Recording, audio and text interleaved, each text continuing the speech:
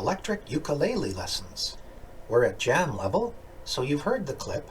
Now I'll show you the isolated track. And if you're a beginner, you might go back to the earlier episodes where I go slower. Why an electric uke? Why not play guitar like a normal person?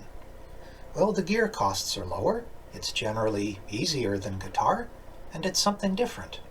The downside is that you only have 4 strings, and so you have to be content with close enough sometimes. For gear, I'm using a Clearwater tenor uke with a compressor, octave pedal, and Zoom G3XN effects. I'll give you the patch and tab, and you can screen cap them if it helps. Tune your uke, and let's play.